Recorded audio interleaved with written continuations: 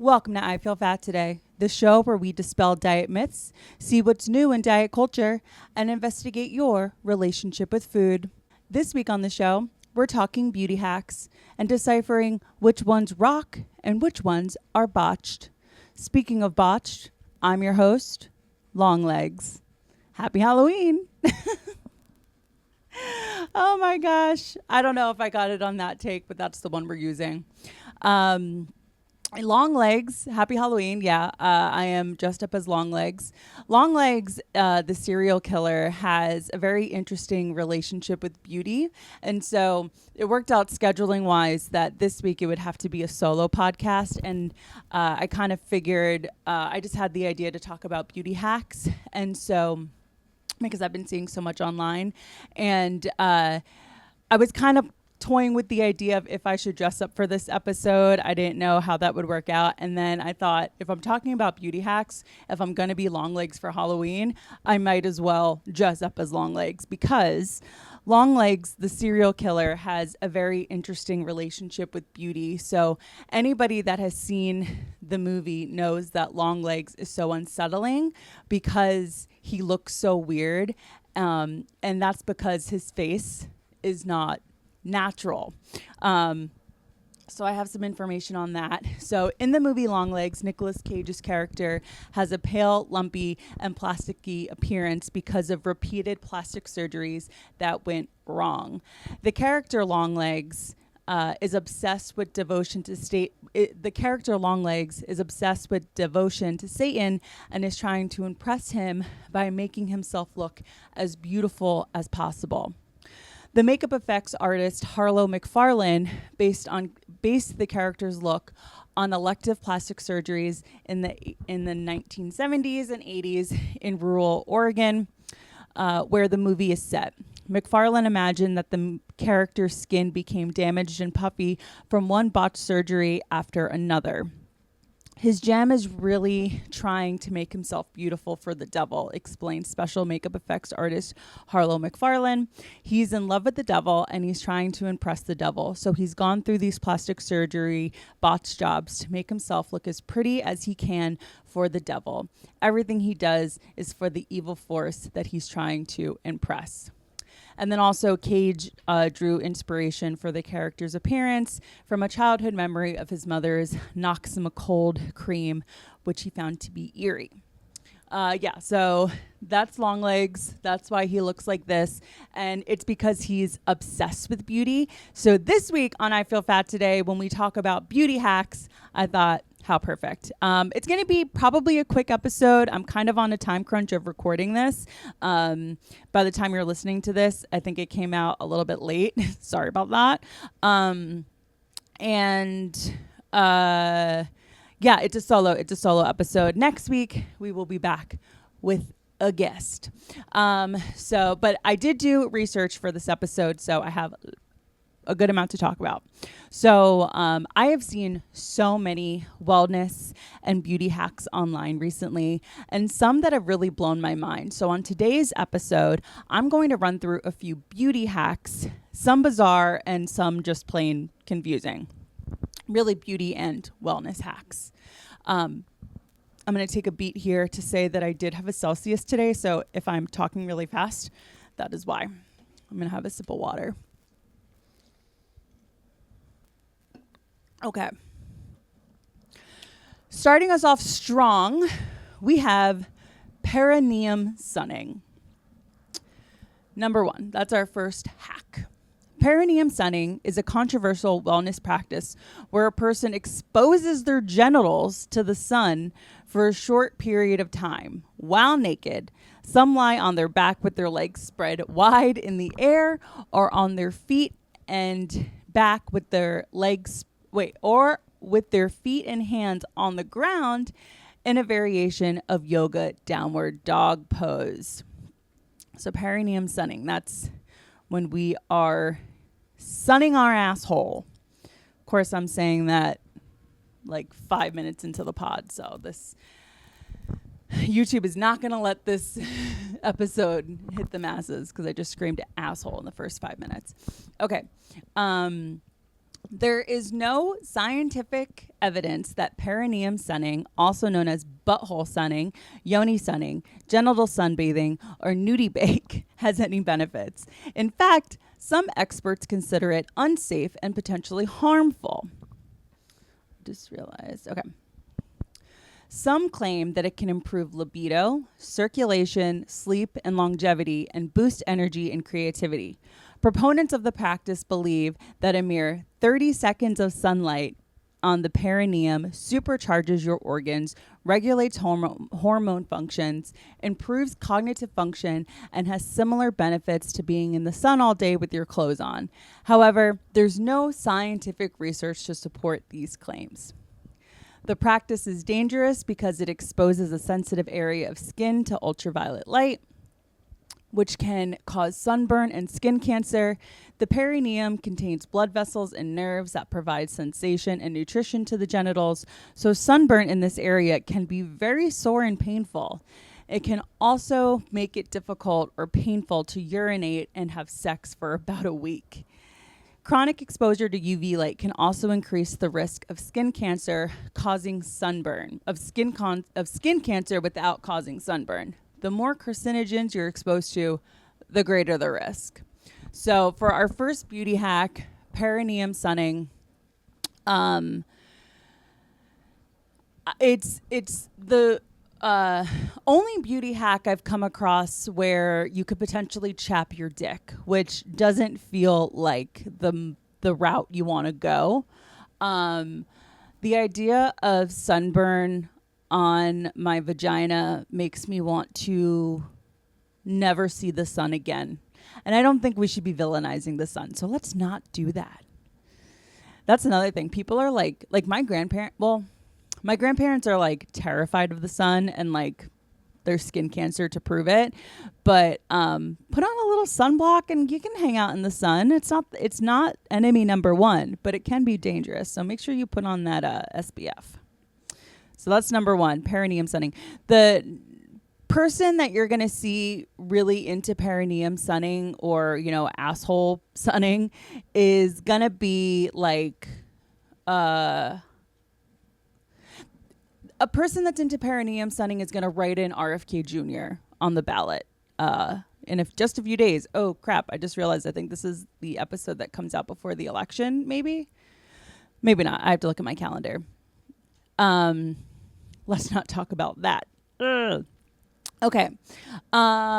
Beauty hack number 2. Now, this is the beauty hack that actually inspired the topic for this week's episode because it pisses me off so much. Because there's no way that this works. If you have tried hack number 2, please write me and let me know. Because I'm getting mad. Hack number 2, castor oil in belly button. Apparently, the benefits of castor oil in your belly button, it helps promote lymphatic drainage, stimulate circulation when used in navel pulling. This technique has gained popularity for aiding in hormone balance, reducing bloating, and enhancing overall vitality. Which, what the fuck does that mean? Otherwise known as navel pulling with castor oil, navel pulling with castor oil involves applying oil to the abdomen, either by rubbing it directly or by packing the abdomen with pieces of fabric soaked in castor oil, says Matthew BOTCHED. He's a doctor. He's chief of gastroenterology. The practice of navel pulling isn't just a social media fad. In fact, it's rooted in ancient Ayurvedic practice. Ayurvedic practice is like another big term for people that are going to vote for RFK Jr. in the election. No shade. It's just like the perfect way to describe who that person is. But just like, I think basically holistic. Ayurvedic is a holistic system of medicine that began over 3,000 years ago in India. Navel pulling is derived from the Ayurvedic tradition medicine system practice called Nabhai Chiktesha, I butchered that, I'm sorry, a therapeutic approach to restoring health through the navel, which is considered an important vital energy point. In Ayurvedic, castor oil is often employed to treat constipation, promote bowel movements, and toxify the body. In the Ayurvedic practice, it's believed that in the navel there is something called the Pecholti gland that allows for the absorption of oils. However, there is no scientific evidence to suggest that the Pecholti gland actually exists. However, there's no evidence that castor oil applied to the navel affects your internal organs. The FDA has only approved castor oil as an oral stimulative laxative, and it's not recommended as a first-time treatment due to side effects like cramping. Some potential risks of applying castor oil to the belly button include staining your clothes, allergic reactions, and itching and redness if you have sensitive skin. Before applying castor oil to your belly button, you should test on a small patch of skin. Now, I'm realizing as I'm talking about oil pulling and Ayurvedic medicine and how it's not, there's no scientific evidence to suggest that that works or that the Pecholti gland even exists. I'm not here as like sucking the dick of the FDA, okay? I know that the FDA is a government organization that is in the pockets of many a millionaire and billionaire that, kind of gets things passed and available for consumption that are not necessarily good for us. And if something isn't going to make a few white men money, there's not going to be scientific research put into those things. So note that when I'm saying there's no scientific evidence that any of these beauty hacks work, I'm not saying that they definitely don't, but I am saying it could be hogwash. I don't know. I think maybe even though it pisses me off, I am going to try the castor oil in the belly button thing. Only I don't know what like my control is going to be because I am a sucker for a placebo effect. So we'll see. What are your thoughts? Have you tried navel pulling? Does it work? I'm interested. I also am like super into holistic things. I believe manifesting works. So who the fuck am I? Okay. Sorry. That Celsius is really kicking in and I'm like feeling pressured because oh, darn it. My light went off.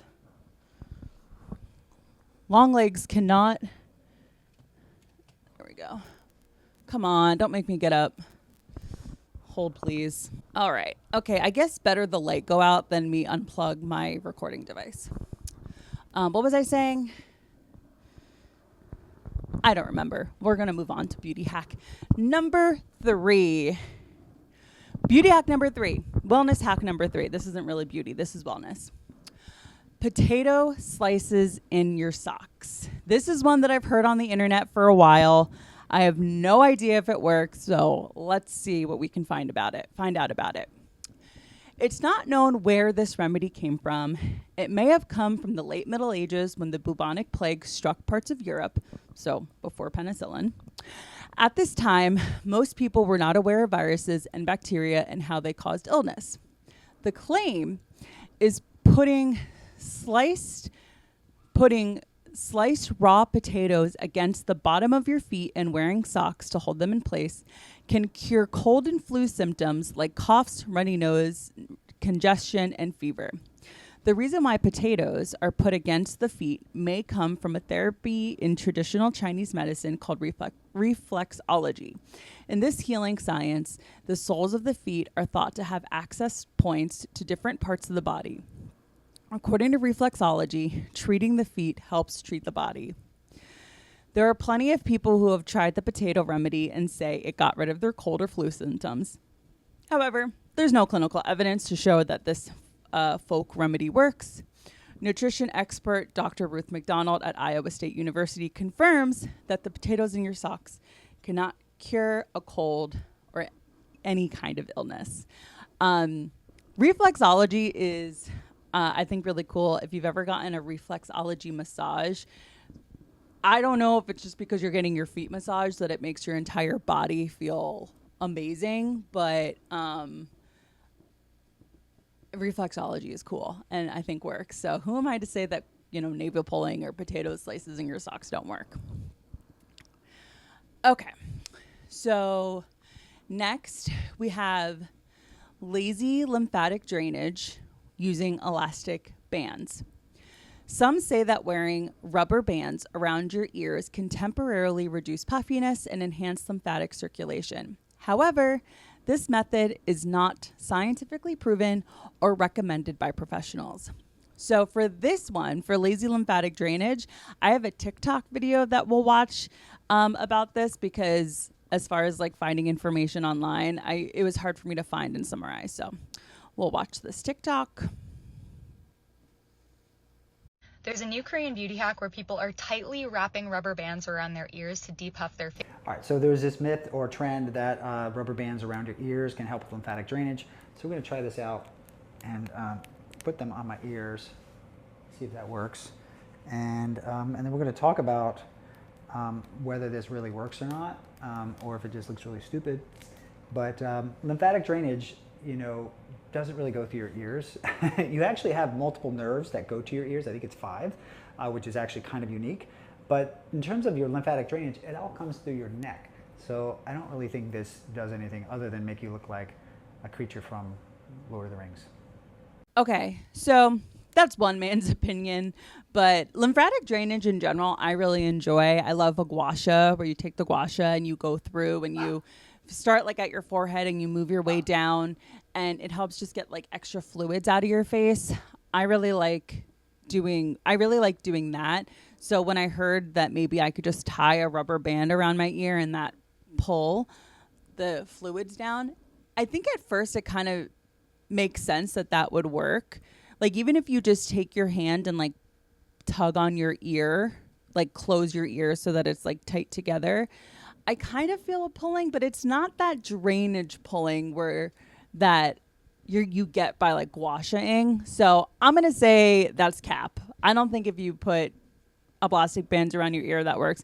If someone that's super into Korean skincare, Korean beauty, is Korean, wants to write in and let me know your thoughts, I'd love to hear it. Okay. And then let's see how we doing on time. 20 minutes. Okay, I have 2 more. So the next beauty hack is dry brushing. Dry brushing benefits may include stimulating the lymphatic system, exfoliating the skin, removing toxins, increasing circulation and energy, and reducing cellulite. So dry brushing is kind of like related to beauty hack number 4 because we're talking about the lymphatic system here. And here is the term again, Ayurvedic medicine. Dry brushing is an Ayurvedic medicine that has been around for centuries. It's believed to have many health benefits and works by exfoliating the skin. Practitioners of dry brushing rub a brush with coarse natural fiber bristles over the bodies in a particular pattern. The idea is that the coarse fibers will help to remove dead skin and improve the skin's ability to eliminate toxins through pores. There is little scientific evidence to support the benefits of dry brushing. There is anecdotal evidence, however. The possible benefits include the following. So the lymphatic system helps your body fight off infections. Fluids flow through the system and are filtered through the lymph nodes. If you're sick or exposed to a lot of toxins, the system may become packed up and clogged. That is why your lymph nodes often become swollen when you have a cold. So like that's like when you feel like gross and puffy all around here, around your chin line and in your neck where it like hurts. It's because your lymph nodes are swollen. Dry brushing is thought to help the body release toxins through sweat. The coarse bristles on the brush stimulate the pores and open them up. It makes it easier for the body to sweat, which turns to reduce the amount of toxins flowing through the lymphatic system. There's little research to support this claim, but it helps with exfoliation because the coarse bristles brush away the dry, dead cells from the skin and can leave your skin more smooth and soft. Relaxation, similar to a massage. Dry brushing may make you feel relaxed. To make the most of this benefit, practice dry brushing in the dark, quiet place. Okay, creepy. Are you going to be chained to a radiator as well? And cellulite. So cellulite is a condition that mostly affects women, of course, because God hates us. Areas affected by cellulite have a rippled or cottage cheese appearance, and the cause is not fully known. No, the cause is our Lord and Savior, Jesus Christ, hates women. That's why. Okay. Some claim that dry brushing can reduce the appearance of cellulite because it has similar effects to the body as a massage. There's no scientific data to support this theory. That's what this episode should be called. There's no scientific evidence. Okay. What are the risks of dry brushing? Some people should avoid dry brushing or proceed with caution. People with open and inflamed skin, including people with eczema and psoriasis, should avoid dry brushing over the inflamed area. You should also avoid dry brushing over an opened wound. You should introduce bacteria to the wound, which could lead to infection. Yes. So there's that. Dry brushing. That one actually sounds a little bit more plausible to me. I hear people talk about dry brushing, and that one intrigues me. Maybe I'll try that too. Okay, and then our final beauty hack for the evening, we have mouth taping. Mouth taping is one that I fully stand by. I am a big fan of mouth taping. When I go to sleep at night, I mummify myself. I have a silk hair net on. I have a weighted eye mask to cover up my eyes so that no light can get in. I have mouth tape on my mouth. I sleep like I'm in a coffin. And, well, I don't really sleep like I'm in a coffin, but I try to sleep on my back. And I have chanting in the background that is telling my brain subliminally that I'm going to be a very powerful woman that makes lots of money and does good for the world and is a beautiful, perfect version of my highest self. So that's how I go to sleep at night. And mouth taping is an integral part to that process for me. So mouth taping is a practice that involves using a piece of tape to keep your lips closed while you sleep, with the goal of encouraging nasal breathing. The idea is that nasal breathing can improve your health and sleep quality, while mouth breathing can lead to dry mouth, tooth decay, and gum disease. Ever heard of the term mouth breather? It's usually a title reserved for somebody that you think is dumb or kind of Neanderthal-like, also referred to as a knuckle scraper. A mouth breather is someone that you don't respect and is, quite frankly, difficult to look at. So, benefits of nose breathing. Mouth taping does not force you to breathe. Mouth taping does force you to breathe through your nose. Breathing through your nose has many benefits that mouth breathing doesn't, including controlling the temperature of the air you breathe so the air that reaches your lungs is not too cold or too warm. Filtering allergen, debris, and toxins from the air before they reach your lungs, and making the air you breathe humid, keeping your mouth and throat moist. Problems with mouth breathing. The theory behind mouth breathing also goes by breathing through your nose. The theory behind mouth taping also goes that by breathing through your nose, you can avoid negative side effects linked to mouth breathing while sleeping. So these are the issues with breathing through your mouth while you sleep. Worse breath, not getting as good of a sleep so you feel tired, dry mouth, poor oral health like cavities and gum disease, reduced mental skills like your memory, could exacerbate symptoms of ADHD due to the lack of sleep, and slow growth in children, which sounds kind of crazy. Children who mouth breathe can develop mouth breathing face, a narrowed face with a receding chin and jaw. Don't have children that are going to date daughters and then I have to call your daughter's boyfriend a mouth breather. Get that shit in check. While mouth taping became popular on social media in the 2020s, there's little scientific evidence to support the effectiveness. In fact, some say that mouth breathing can be dangerous, especially for people who with sleep disorders. Doctors and dentists generally don't recommend mouth taping. So there you have it. Something I forgot to say at the top of the episode is that I am not a medical professional. Do not take any of this as, medical fact. I don't know what I'm talking about. I simply ripped this from the internet. The links to where I got this information will be in the show notes if you want to take a look for yourself and do a little bit more digging. So those are the 6. Let's run down the list very quickly to see just one more time which ones I think rock and which ones I think are botched. Perineum sunning, that shit's botched to me. Don't do that. It's weird.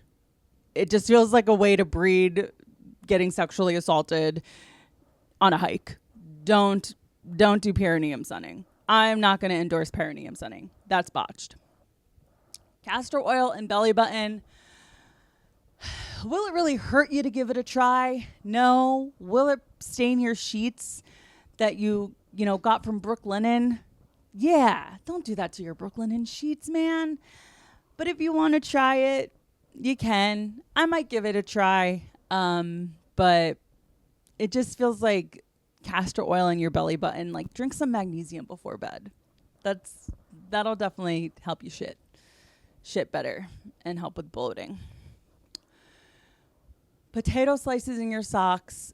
Oh wait, is castor oil in belly button botched or rock? It's hard to say. I'm kind of split on that one.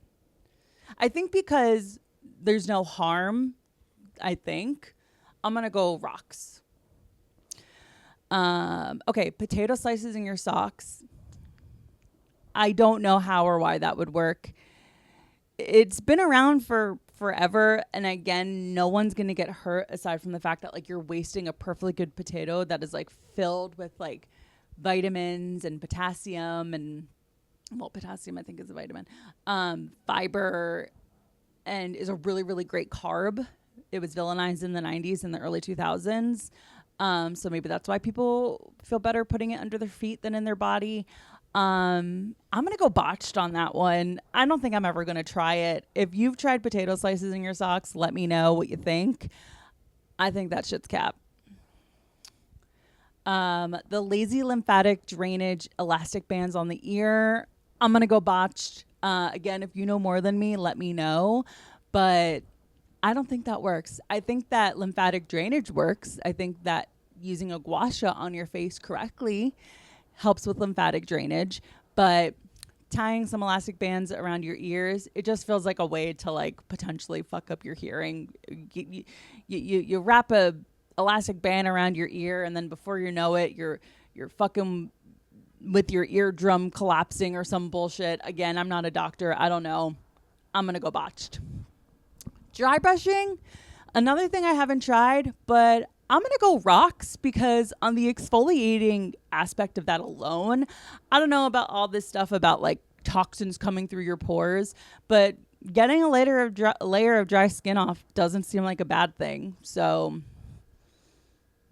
I'm going to go rocks on dry brushing. And then finally, mouth taping. That shit rocks. I love mouth taping. I do mouth taping.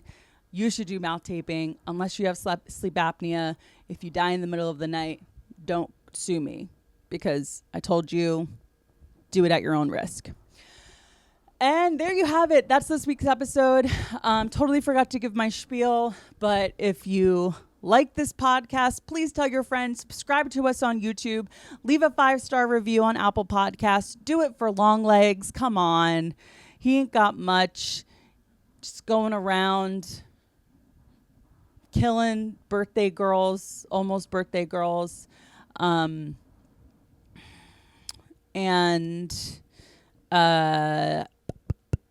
what else? Because I didn't do it this because I didn't do this at the beginning of the show, I forget my spiel. Subscribe to us on YouTube. Leave a 5-star review for us on Apple Podcasts. Follow us on social media. Follow us at I Feel Fat Today. Follow me, your host, Kelly Taylor, at Hello, This is Kelly. Send us an email. If you want some advice or anything, send us an email at ifeelfattoday@gmail.com. And have a happy Halloween. This is coming out the day after Halloween, but I'm going to go out and have fun and not feel silly for being in full costume. And that's all I got. I have to go clean up the baby powder in my bathroom because there's baby powder everywhere from trying to get this look together. I appreciate you all. I love you all. My listeners are the real ones. And I'll talk to you next Friday. Bye.